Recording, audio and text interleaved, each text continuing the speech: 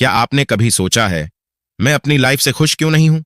क्यों हम दूसरों को खुश रखने की कोशिश में खुद को भूल जाते हैं? क्या हैप्पीनेस सिर्फ एक डेस्टिनेशन है या एक माइंडसेट? आज हम बात करेंगे एक ऐसी किताब की जिसने लाखों लोगों की सोच बदल दी है। गुड वाइब्स, गुड लाइफ, वेक किंग द्वारा। यह किताब सिखाती है कि सेल्फ लव कोई लग्जरी नहीं, बल्कि नेसेसिटी है। अगर आप भी अपनी लाइफ में पीस, कॉन्फिडेंस और क्लैरिटी चाहते हैं, तो यह वीडियो आपके लिए है।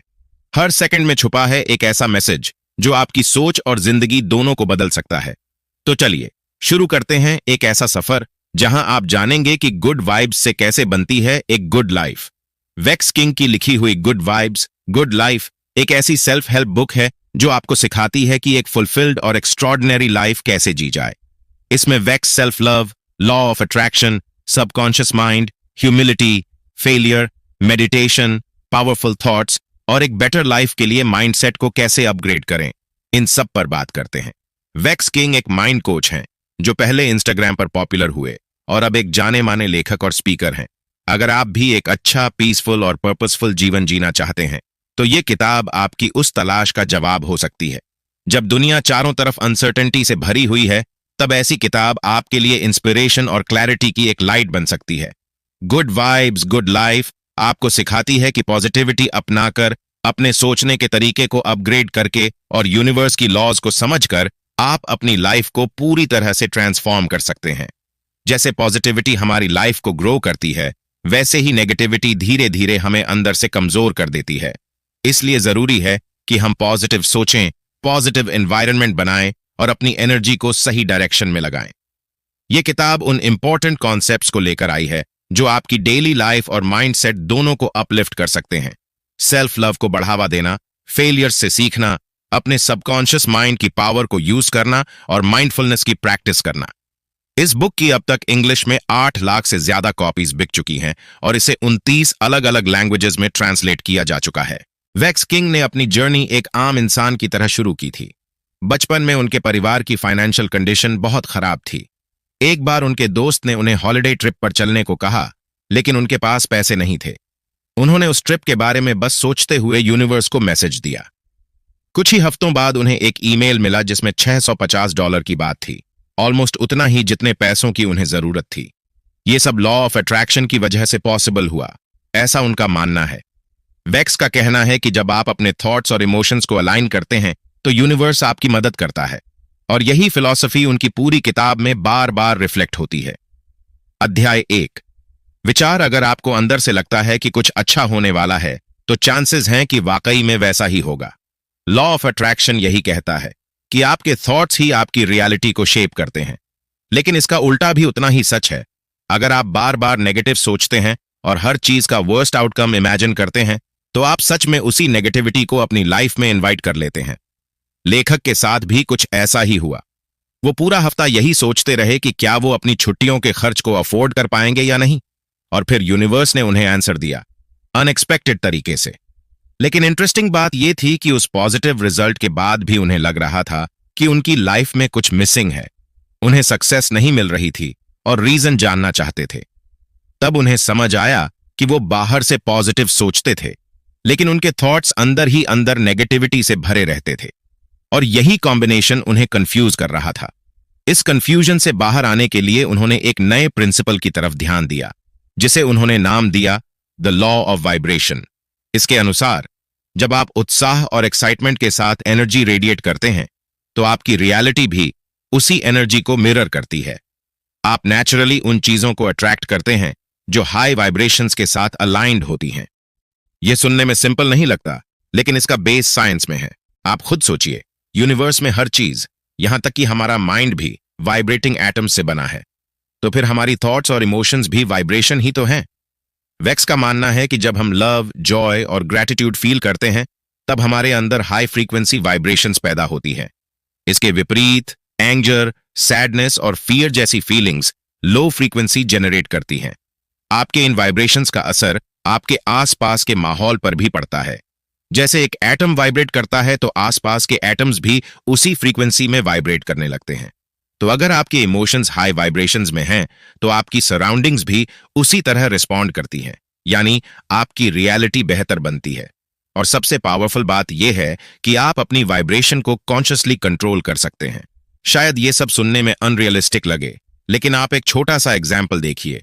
हरा शैवाल, ये एक ऐसा नेचुरल प्लांट है जो आसपास से एनर्जी एब्जॉर्ब करता है। बिल्कुल वैसे ही हम भी लोगों और अपने एनवायरनमेंट से एनर्जी लेते हैं। लेकिन सवाल ये उठता है, जब सब कुछ गलत लग रहा हो, तब हम खुद को कैसा फील कराएं कि हम हाई वाइब्रेशंस में आ जाएं और पॉजिटिविटी अट्रैक्ट कर सकें। अध्याय 2, उच्चतर कंपन। इसलिए अगर आप हाई वाइब्रेशंस पर रहना चाहते हैं तो आपकी पहली प्रायोरिटी होनी चाहिए कि आप अपना समय उन लोगों के साथ बिताएं जो जेन्युइनली पॉजिटिव हों। लॉ ऑफ वाइब्रेशन यही बताता है कि आप अपनी वाइब्रेशन फ्रीक्वेंसी को कॉन्शियसली कंट्रोल कर सकते हैं। वाइब्रेशंस कंटेजियस होती हैं।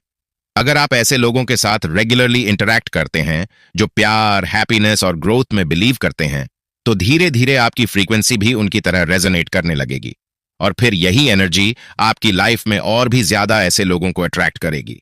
इमोशनल फ्रीक्वेंसी को बढ़ाने का एक और पावरफुल तरीका है पॉजिटिव बॉडी लैंग्वेज को अडॉप्ट करना। रिसर्च ये सजेस्ट करती है कि अगर आप स्माइल करते हैं, इवन अगर अंदर से मन नहीं भी कर रहा हो, तो भी आपका शरीर एंडोर्फिन्स रिलीज करता है, जो एक फील गुड हार्मोन है। तो जब भी आप लो महसूस करें, तो अपने आप को जबरदस्ती सही पोस्चर में लाकर थोड़ा सा स्माइल करके ही अपलिफ्ट कर सकते हैं। एक और टेक्निक है पावर पोज को प्रैक्टिस करना। कुछ सोशल साइकोलॉजिस्ट ने यह डिस्कवर किया कि सिर्फ 2 मिनट के लिए कॉन्फिडेंट पोस्चर में बैठना या खड़े होना आपके टेस्टोस्टेरोन लेवल को 20% तक बढ़ा सकता है और यह हार्मोन सीधे आपकी सेल्फ कॉन्फिडेंस से जुड़ा है।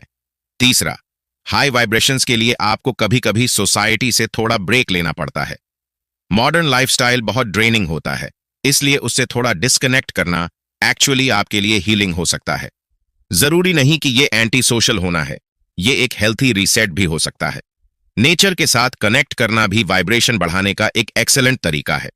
कई स्टडीज ने यह प्रूव किया है कि जब आप नेचर में टाइम स्पेंड करते हैं, चाहे वो गार्डनिंग हो या पास के किसी पार्क में वॉक करना, तो इससे आपका बॉडी और माइंड दोनों रिलैक्स करते हैं।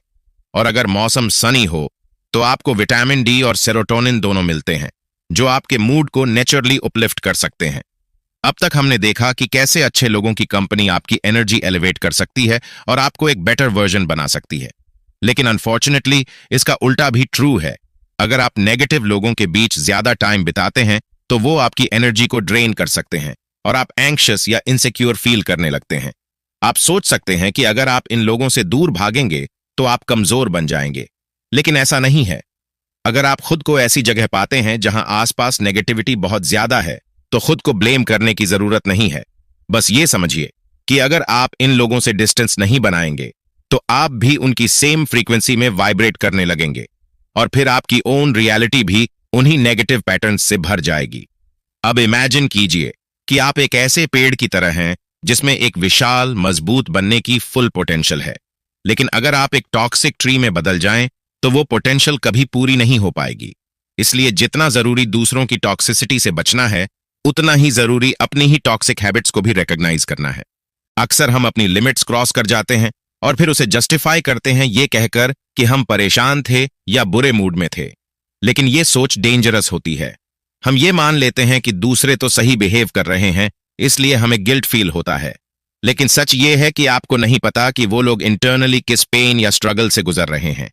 और जब आप अपने क्लोज फ्रेंड्स या फैमिली पर अपनी इमोशंस अनलोड करते हैं, तो हो सकता है आप उन्हें अनजाने में हर्ट कर रहे हों। अध्याय 3, दोषारोपण का खेल। जब कोई हमें यह कहता है कि हमने उनकी फीलिंग्स हर्ट की है, तो हम अक्सर डिफेंसिवनेस में चले जाते हैं। हम ये जस्टिफाई करने लगते हैं कि जो हमने किया वो गलत नहीं था।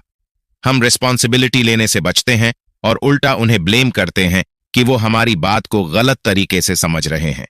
लेकिन ट्रूथ ये है कि हमारे पास ये राइट नहीं है कि हम डिसाइड करें कि किसी की फीलिंग्स वैलिड हैं या नहीं।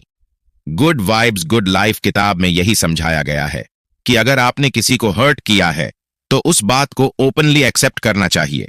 रिस्पॉन्सिबिलिटी लेना सेल्फ लव का एक इंपॉर्टेंट हिस्सा है।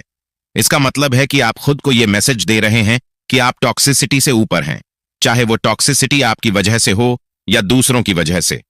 अब सोचिए कि अगर कोई आपसे कहे कि 5 ऐसी चीजें लिखो जो आपको सबसे ज्यादा पसंद हैं, क्या आप खुद को उस लिस्ट में शामिल करेंगे? दुख की बात है कि बहुत कम लोग ऐसा करते हैं, और यही रीजन है कि आज की दुनिया में सेल्फ लव की बहुत कमी है। मॉडर्न सोसाइटी में हम ज्यादातर अपना टाइम उन लोगों के साथ बिताते हैं जिन्हें लेकर दूसरों को लगता है कि हमें उनके साथ रहना चाहिए, चाहे वो लोग हमें पसंद हों या नहीं, चाहे वो हमारी रिस्पेक्ट करें या नहीं। लेकिन हम कभी खुद से ये सवाल नहीं पूछते कि क्या हम खुद से प्यार करते हैं, क्या हम अपनी वैल्यू समझते हैं। और यही सबसे बड़ी प्रॉब्लम है। रियल हैप्पीनेस और सेटिस्फैक्शन तब आती है जब आप खुद को बिना किसी एक्सटर्नल वैलिडेशन के एक्सेप्ट करते हैं, जब आपको इस बात की परवाह नहीं होती कि बाकी लोग आपके बारे में क्या सोचते हैं या क्या फील करते हैं। बुक का कोर मैसेज ये है कि खुद से प्यार करना दरअसल खुद को सेफ रखने का तरीका है। इनसिक्योरिटी एक ऐसी चीज है जो न सिर्फ आपके अंदर डर भर देती है, बल्कि आपके रिलेशनशिप्स को भी स्लोली डैमेज करती है। एक एग्जाम्पल लीजिए, एक ऐसा पार्टनर जो अपने स्पाउस के मैसेजेस और ईमेल्स चेक करता है। ये जेलसी असल में इनसिक्योरिटी का साइन है। शायद वो ये सोच रहा है कि अब भरोसे की कोई वजह नहीं बची, और ऐसी थिंकिंग धीरे धीरे रिलेशनशिप को खराब कर देती है। जब तक आप खुद से ऑनेस्टली प्यार नहीं करते, तब तक दूसरों के लिए आपके इमोशंस को मैनिपुलेट करना आसान हो जाता है, और फिर उनके लिए आपको ट्रूली लव करना भी मुश्किल हो जाता है। सेल्फ लव का एक जरूरी हिस्सा है अपने फिजिकल बॉडी को एक्सेप्ट करना, और ये काफी चैलेंजिंग हो जाता है जब सोशल मीडिया पर आपको हर तरफ परफेक्ट दिखने वाले लोग नजर आते हैं। इन ग्लैमरस इमेजेस की वजह से आपकी कंपैरिजन बढ़ जाती है और आप खुद को कम समझने लगते हैं। शायद आपको ऐसा लगे कि जो लोग ज्यादा सुंदर दिखते हैं वो आपसे ज्यादा हैप्पी हैं, लेकिन रियलिटी ये है कि वो भी अंदर से सेल्फ डाउट और इनसिक्योरिटी से जूझ रहे होते हैं। एक बार लेखिका ने बताया कि एक पॉपुलर सोशल मीडिया इन्फ्लुएंसर उनसे इस बात पर स्ट्रेस में थी कि उसे प्लास्टिक सर्जरी करानी चाहिए या नहीं। बाद में वही लेखिका अपनी फीमेल फॉलोअर्स से ओपनली एडमिट करती हैं कि वो खुद भी अपने लुक्स को लेकर इनसिक्योर महसूस करती हैं। उन्हें भी कभी कभी लगता है कि काश वो रियल लाइफ में भी वैसी दिखती जैसी फोटोज में दिखती हैं। शायद तब उनका लाइफ बेटर होता। ये स्ट्रगल्स हमेशा से रही हैं, और यही रीजन है कि हमें बार बार याद दिलाने की जरूरत है कि बाहर से जो दिखता है वो हमेशा सच नहीं होता। अध्याय 4, प्रेम सर्वत्र है। सबसे इंपॉर्टेंट बात यह है कि सेल्फ लव के लिए आपके पास एक सॉलिड फाउंडेशन होना चाहिए, ताकि आप खुद को पूरी तरह से एक्सेप्ट कर सकें। लाइफ में हमारे पास दो ही चॉइसेस होती हैं, या तो हम हैप्पीनेस के सीड्स बोएं या सैडनेस की रूट्स जमा दें। खुद से प्यार करना डेफिनेटली ठीक है, लेकिन अगर आप सच में अपनी लाइफ को ट्रांसफॉर्म करना चाहते हैं तो आपको यह समझना होगा कि आपके पास एक नहीं बल्कि दो माइंड्स होते हैं। आपका पहला माइंड है कॉन्शियस माइंड। ये वो हिस्सा है जो आपके थॉट्स, इमोशंस और इंफॉर्मेशन को डेली प्रोसेस करता है। लेकिन दूसरा माइंड है सबकॉन्शियस माइंड, जो सरफेस के नीचे हिडन होता है और काफी पावरफुल होता है। आप अपने माइंड को एक गार्डन की तरह इमेजिन कीजिए, तो आपका सबकॉन्शियस माइंड उस सोइल की तरह है जिसमें सीड्स ग्रो होते हैं।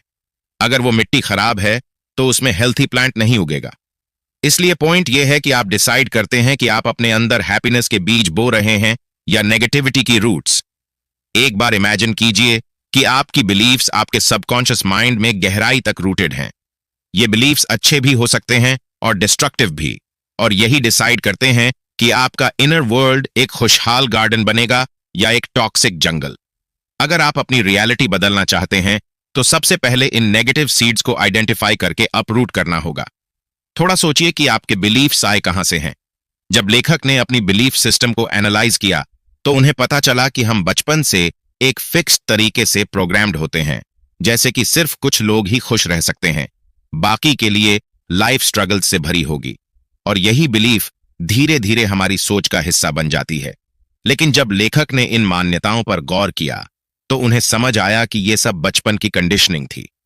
वो नेगेटिव थॉट्स उन्हें बार बार यही याद दिलाते थे कि उनका कठिन बचपन उनका फ्यूचर भी हार्ड बना देगा, चाहे वो कितना भी एफर्ट क्यों न करें। लेकिन ये सब सिर्फ एक इल्यूजन था। इसलिए जब आप अपने बिलीफ्स को एग्जामिन करें तो खुद से ऑनेस्टली पूछिए, क्या ये आपके लिए हेल्पफुल हैं या हार्मफुल? क्या ये आपको ग्रो करने देंगे या पीछे खींच लेंगे? नेगेटिव थॉट्स को चैलेंज करने का सबसे अच्छा तरीका है उन लोगों को देखना जिन्होंने मुश्किल सिचुएशन से शुरुआत की थी, लेकिन फिर भी उन्होंने कुछ बड़ा अचीव किया। ऐसे लोग आपको दिखाते हैं कि माइंडसेट सब कुछ बदल सकता है। पॉजिटिव बिलीफ्स और थॉट्स जरूरी हैं, लेकिन आपकी रियलिटी तब तक नहीं बदलेगी जब तक आप उन पर एक्शन नहीं लेते। बहुत लोग सक्सेस चाहते हैं, लेकिन वेरी फ्यू लोग एक्चुअली एफर्ट डालने को रेडी होते हैं। पॉजिटिव एक्शन का मतलब होता है हार्ड वर्क और consistency, even on the days जब आप रिलैक्स करना चाहते हैं। अक्सर लोग कहते हैं कि उन्हें अपने गोल्स के लिए एक्शन लेना है, लेकिन साथ ही वो कंप्लेन करते हैं कि उन्हें और टाइम, पैसे या स्किल की जरूरत है।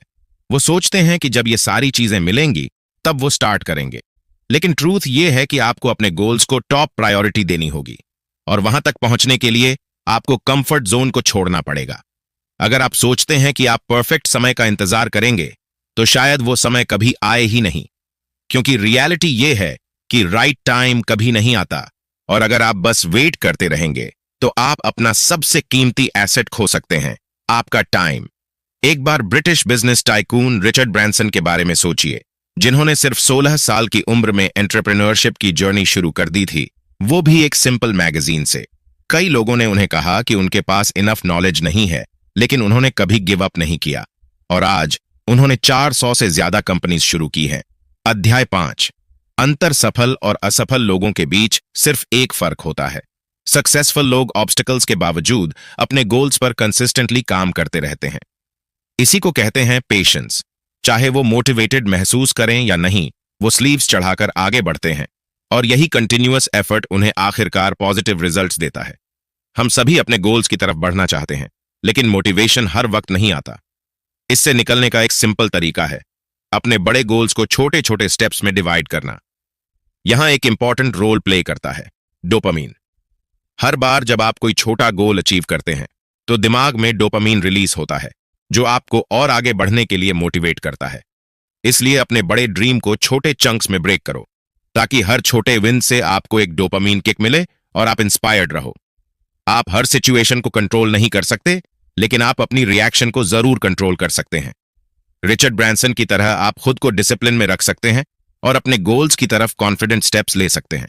लेकिन दुनिया को अपने हिसाब से चलाना पॉसिबल नहीं होता, और इसलिए कभी कभी आपको लाइफ में टफ और बिटर एक्सपीरियंसेस का सामना करना पड़ता है।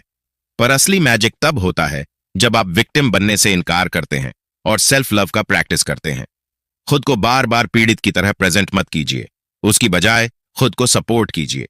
अच्छा बुरा सबके साथ होता है, लेकिन अगर आप विक्टिम मेंटालिटी में फंस गए तो आपका सबकॉन्शियस माइंड आपको उसी पेन के पैटर्न में घुमा देगा, और वहां से बाहर निकलना बहुत मुश्किल हो जाता है।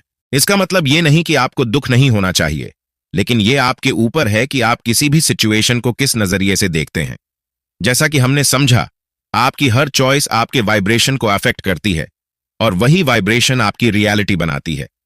अगर आप खुद को बार बार विक्टिम समझते हैं तो आप लो फ्रीक्वेंसी पर वाइब्रेट करते हैं, और दुनिया भी आपको उसी लेंस से देखती है।